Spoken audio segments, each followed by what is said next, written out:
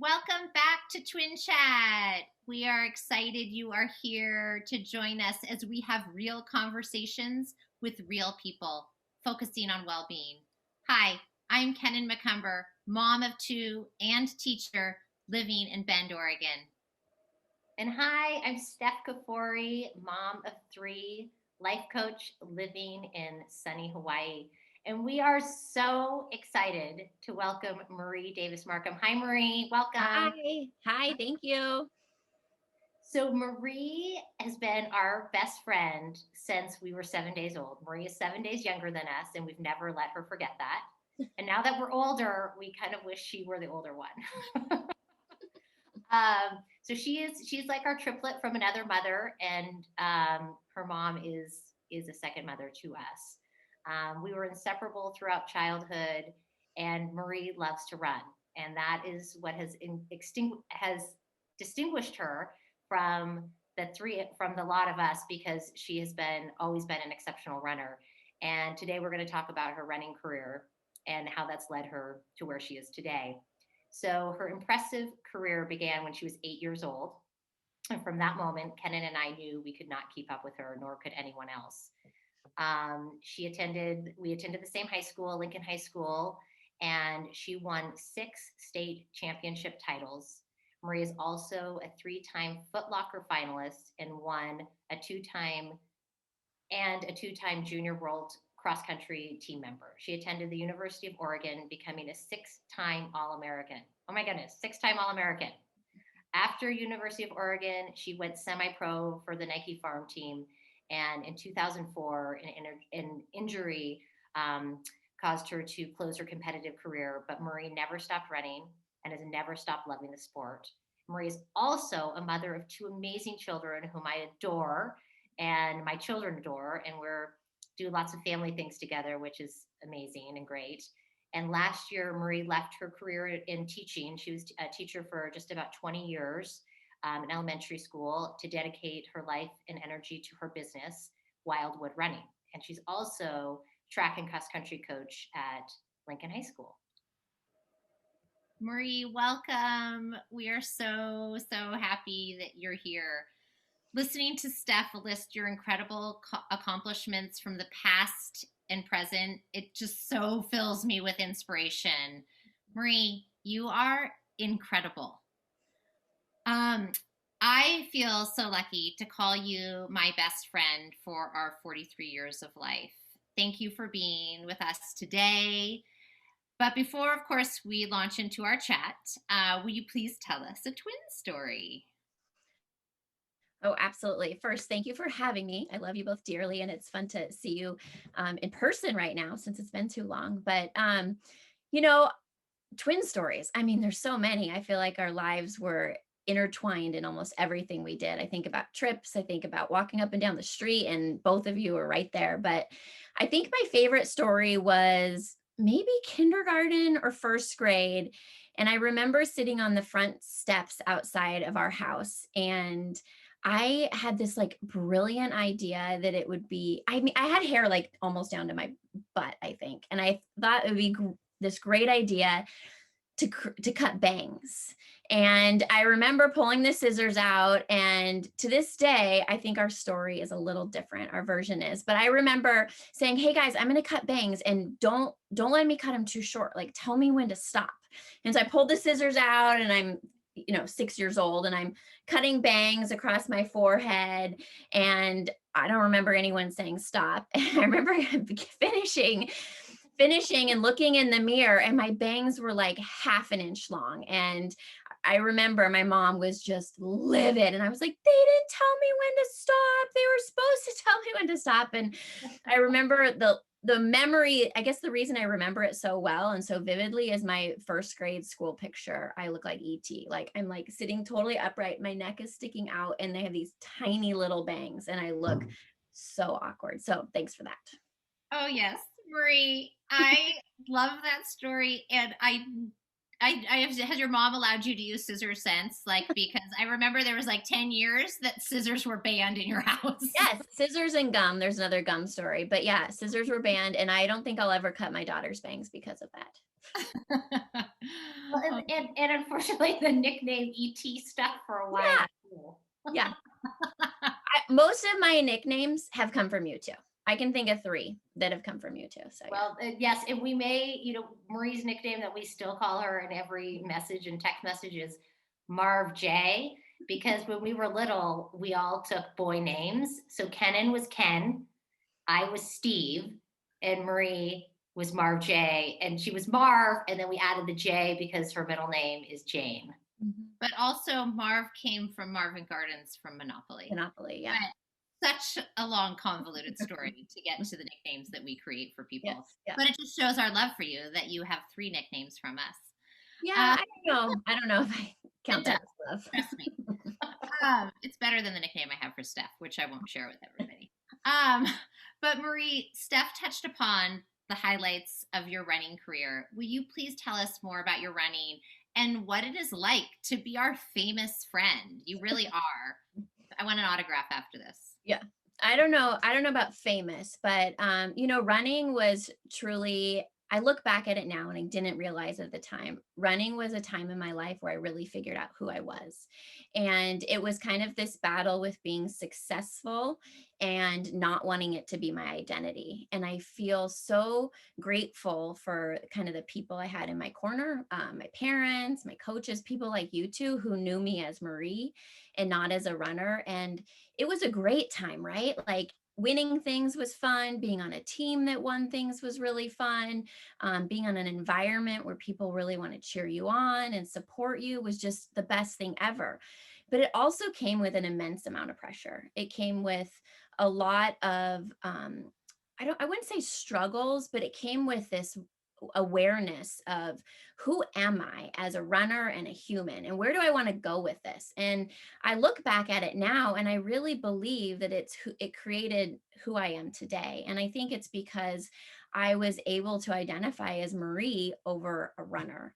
And that was really important to me because I remember meeting people and parents, friends, or, other people from other schools. And they're like, oh, you're the runner. And I just remember like holding my shoulders so tight, like that's not what I want in my life. That's not who I want to be. And so I think also, you guys know, I was so tiny. I was the last one to hit puberty. My nicknames were Shrimpo and Half Pint. And I think that through running, I was able to be okay with it. I was able to embrace that, like, all these girls are, starting to look like women, and I'm still this young looking adolescent. But it was a hard time, but I was able to be like, okay, well, I have something that's fulfilling me in a different way. And so running also did support me in that way and creating like truly who I was. I believe that, with running, like a lot of individual sports, there's what you put into it really can support what you get out of it, right? And goal setting, being able to put yourself on the line and knowing that, like, if I fail, it's because I didn't do my best. And if I don't succeed, it's because of me. It doesn't have to do with anyone else. And I think that really gave me a drive for the rest of my life. And it helped me realize that, like, I can step out there and do anything because I have been able to do it for years and years and years. When things got hard, I sucked it up, right? There wasn't me going and sitting on the bench and putting someone else in, right? So running has been this great opportunity for me. I really think it's defined who I am, but it had some struggles along the way too. Yeah. Well, and Marie, I think what you said about, going through puberty later in life, right? Is we compared ourselves, right? And Kenan and I think we were late bloomers as well. And we had friends who were, hit their growth spurt and, were developing. And here we were, like, still interested in just playing and having, we've mentioned our older brother, Trevor, and, he had all these cute friends. And it took us a while to actually realize that he had cute friends. Because we weren't interested in them at that time, right? Because we were still kids, and I'm grateful we had that chance to be kids for a little bit longer. But I remember it was hard too, because bodies are changing, and when your body changes at a different pace than others, there's that comparison. And I think is with children, kids and pre-adolescents and adolescents, they get kind of caught in that place of, comparison and oh, she's got breasts and I don't. She's, grown 4 inches and I'm still this height. And I know you work a lot with this, and we'll get into this later, but with your girls that you coach, and it's so fascinating what you've been able to offer to them based off of your experience. Yeah. And I think like talking about what you're saying is exactly what we went through. But then there's the girls on the other end, or there's the girls in the middle who are like, what's happening to my body? How do I understand this? How do I embrace this and not fight it? And that's something that I think that awareness of what is going on and how your body is changing should be celebrated, right? Not scared, not being scared of. And I think that's something that everyone deals with, whether they're at the end or the beginning. And I think, Marie, you touched upon something too, celebrated and also talked about. Yeah. Because it's something that we often don't bring into conversation. Maybe, our generation and even the generation before us was like, here's a book. Yeah. Read this. And then, but there's still so many questions that come up. And I know you have created a platform for that. And I just wanted to go back really quickly, though, to let our listeners know that it wasn't us that called Marie Shrimp Cocktail. Those were not two of the nicknames we gave her. Ours were only endearing nicknames. But the name calling that people get, whether or not you are a late bloomer or an early bloomer, that people, name calling and identifying, trying to label people as such is so harmful. Yeah. And I remember that really affecting you as a kid. Yeah. The names, because you were very thin and you were, like you said, physically smaller. Yeah. Yeah, it absolutely did. I mean, I think I was around 80 pounds going into high school. Like I was tiny, right?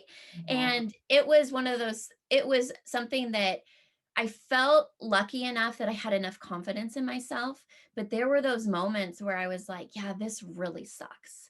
And imagine if I didn't have friends like you, a family, great coaches in my running to like lift me, how hard that would have been if that was the only thing I was hearing, right? And Marie, not only did you have those forces behind you, loving you and lifting you up, but you also had your accomplishments, right? You were successful, so you got to see, wow, I am succeeding. And for those people out there who did not get to experience what you got to experience, think of sort of that shame, right, or the embarrassment that they had to kind of maybe are still overcoming in their lives, dealing with past, and I don't want to label it as trauma, but what Kenan was saying, bullying or name calling, that can stay with you. And you take that, right? Someone makes an assessment of you and they make a judgment, and you take that as actual fact. Like, oh, I am skinny, or I am overweight, or I am slow, or I'm fast. And then you actually believe that, and you carry that through your life. Right. Or the other thing you do is you take what they're giving you and you change how you act, right? You change your behavior. And so maybe you change your way in an unhealthy way. And then that's now who you are, and you carry that with you through life. And that's what I meant about like people embracing their bodies, as their bodies are changing, or as they're fat or underweight or thin, or whatever the terminology is going to be. If they're changing truly who they are, how are they ever going to let go of that? Right? Is that something they're going to hold with them for decades and decades? And I remember as a young runner, there is a myth, there is a thought in distance running that as soon as you grow, as soon as you hit puberty, you slow down. And that was scary for me. Here I was being called tiny and shrimp cocktail and shrimpo.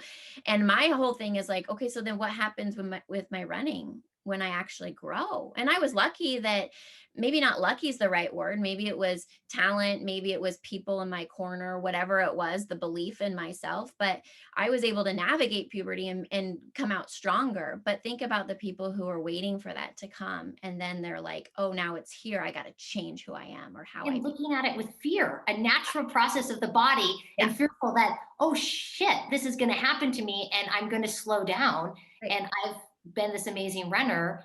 And how am I going to identify myself when and if I do slow down? Right. So Marie, tell us a little bit more. This is the essence of what you do with your runners. Yeah. So Yeah. talk to us about that. Yeah, so I started coaching about 3 years ago at Lincoln High School, our alma mater, and I just showed up one day and was like, I expect to just stand on the side of the track a couple days a week since I had young children, and it turned into so much more than that, developing relationships with the boys and the girls. But I remember being at a camp in the summer with the girls, and we had this wonderful conversation with my old teammate in college, Melody Fairchild, and she was just talking about exactly this. Like, why is there this fear of hitting puberty? It should be celebrated. You know, you may, as a distance runner, your trajectory may dip a little bit or you may plateau performance wise. But if you trust your body, you'll come out stronger in the end. And my girls were like, what? This makes so much sense. That's what's been happening to me. And they're like, we want to talk about this more. So I created this program called Girls Talk, and I brought it back to Lincoln and started talking to them about these topics. And they became like truly embracive of this idea. Like, let's just support each other. Let's push each other. Let's take care of ourselves.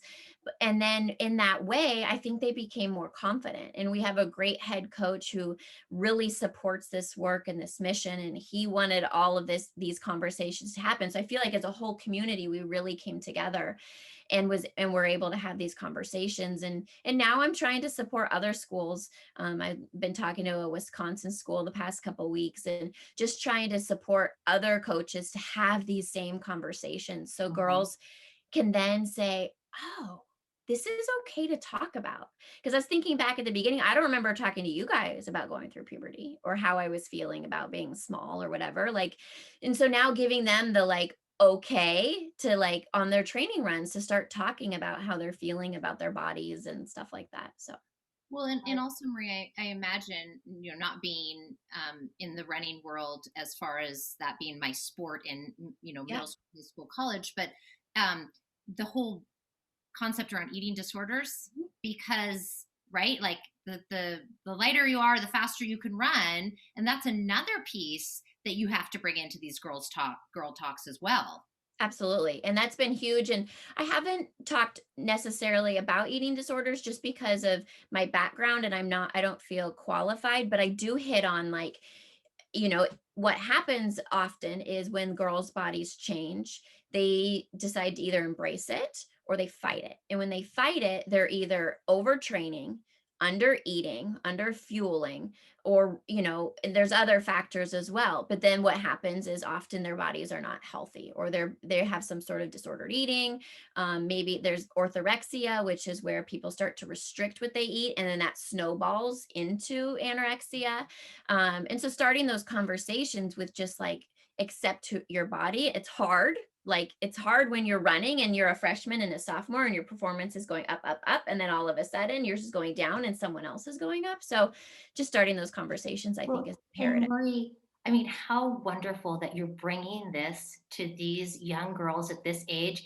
I think back at how that would have changed all of our lives if we could have looked at our bodies differently and embraced them at that age as you're, going through puberty. Like, wow. I mean, I feel like at 43, I'm now like in a space where I feel so comfortable in my body, but it's taken a long time. It's been a journey.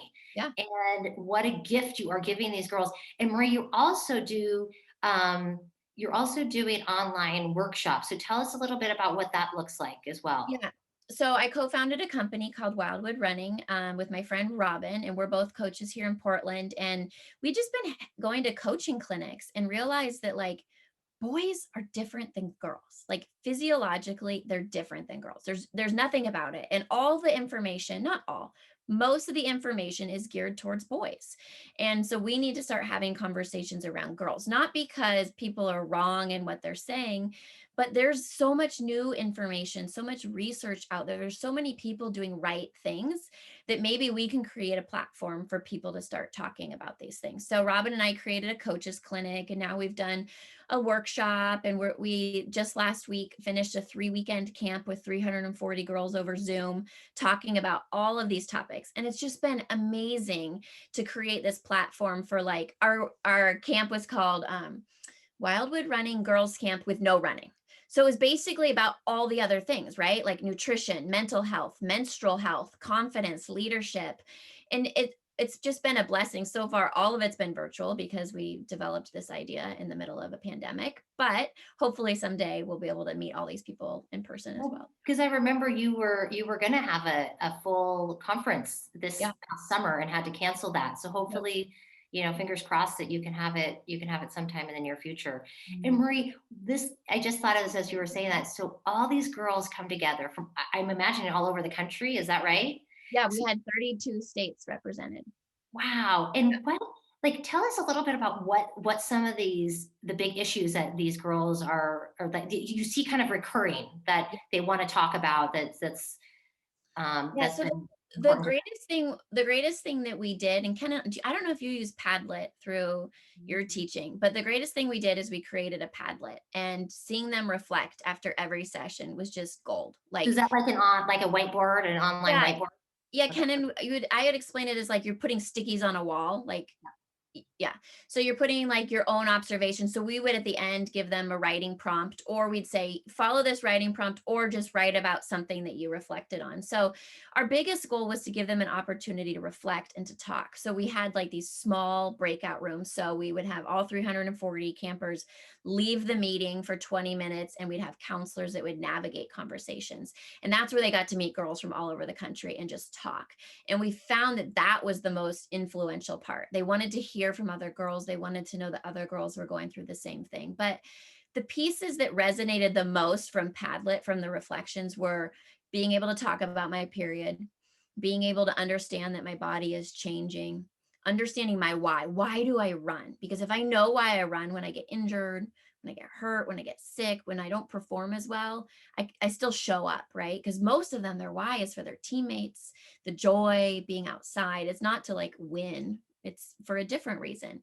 And Mhm. so those were the things that really came away that they really, really wanted to talk about more and learn about.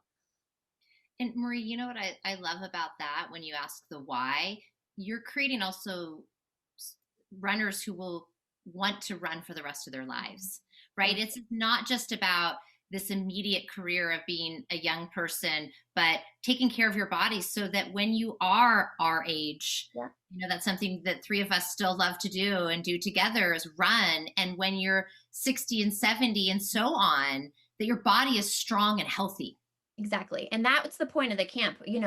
We wanted to make sure we were inclusive to every person. So no matter what the content was, every person there was going to feel value from it for the rest of their life. We had a girl who messaged me. She's like, I'm going to miss camp this weekend. I have a race. And I was like, okay, good luck.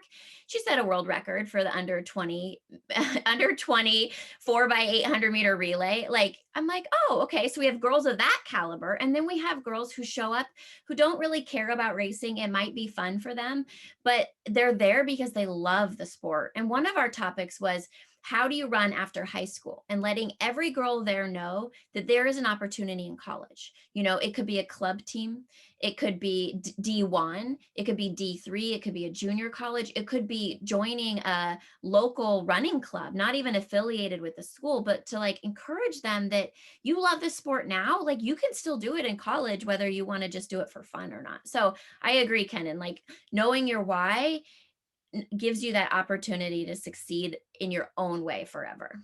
Well, Right. You don't have to also, be on, Marie, sorry, I oh, was going to say, Steph, you don't have to be looking to get a full ride like Right.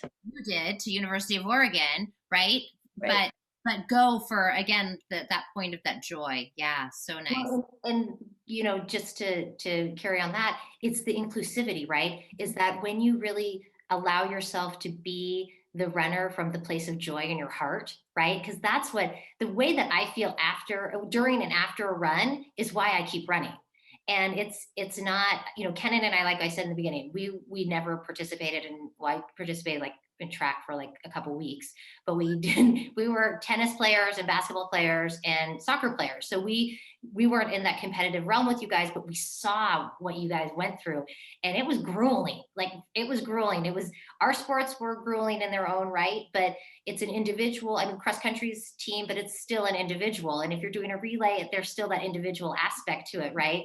And but I think what I love is that you're catering to all audiences, and these girls to know that if you're not labeled a runner, you can still run. Right.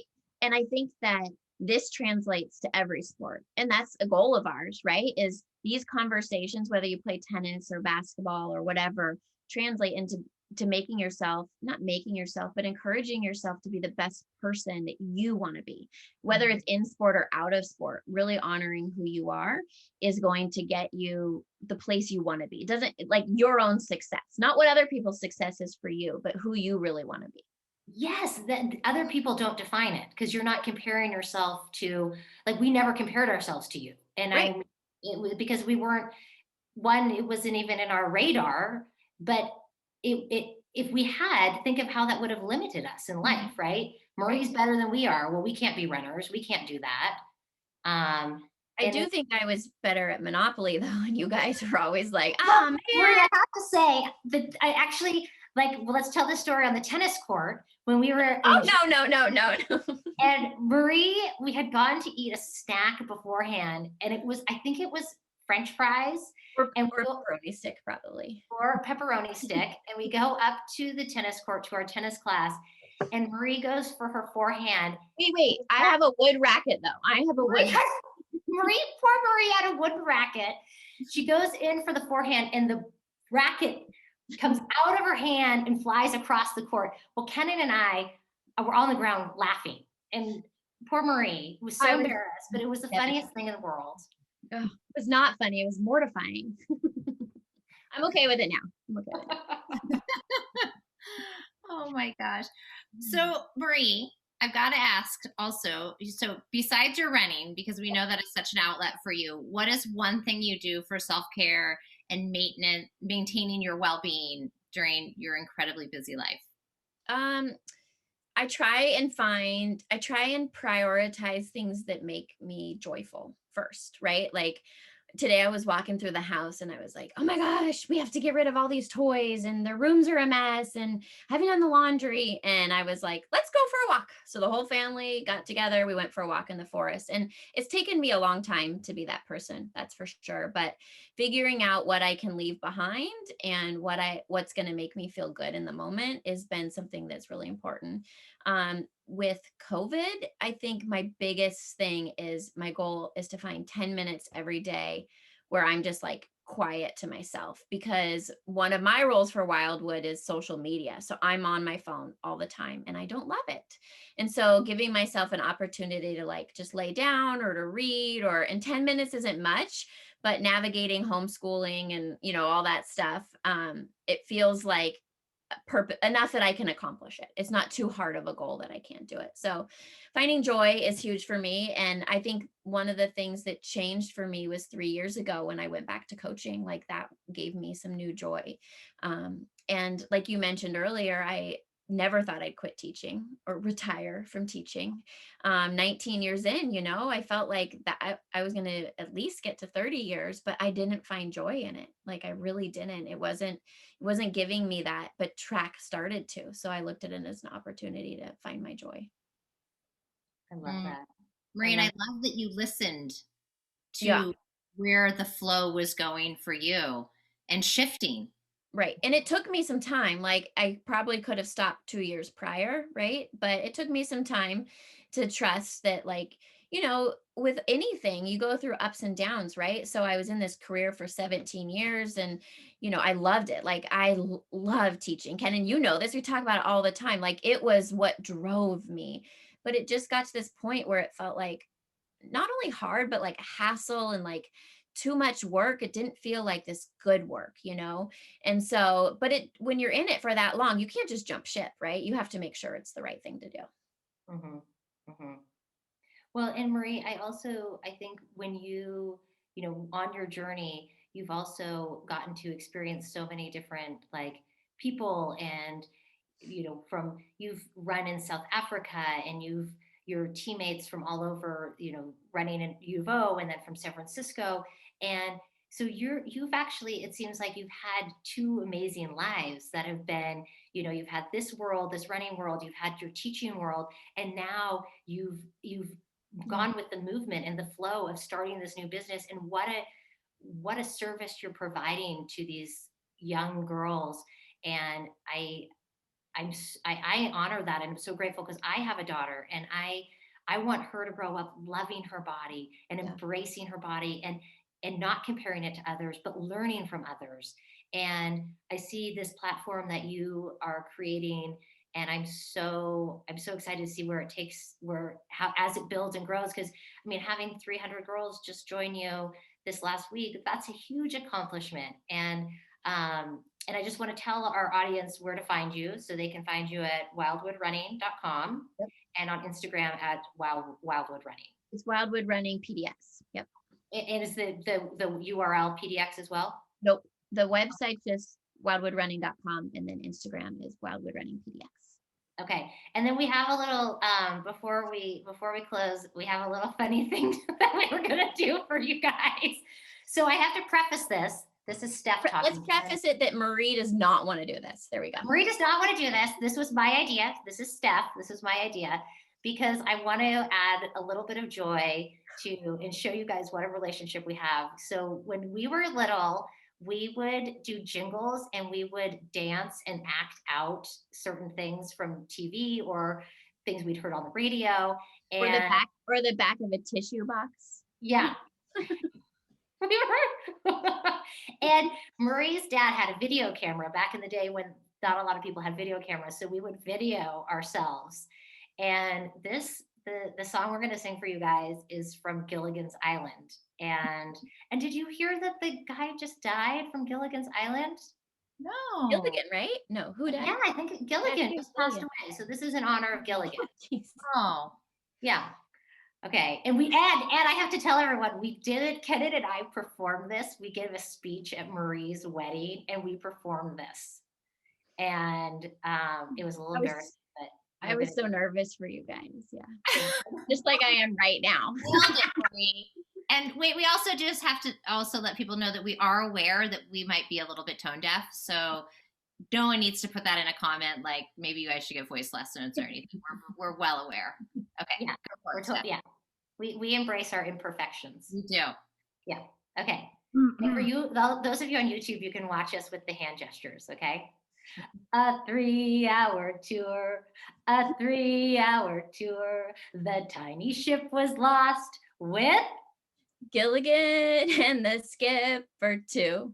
The millionaire and his wife, the movie star, Professor and Mary Ann, all on Gilligan's Isle. I love that we got out of our comfort zone. Sang for an audience. That did not bring me joy. Well, Marie, thank you for playing with us. If it brought you joy, that makes me happy. Thank you for going along. It did. I have a huge smile on my face. And Marie, thank you for joining us. And thank you to our audience for joining us. And as always, you can find us on YouTube and Spotify and Apple. And you can search for us as Twin Chat with S and K. And you can find us on Instagram at Rise Life Coach. Marie, love you. Thanks, Marie. Love you. Bye. Bye, everyone.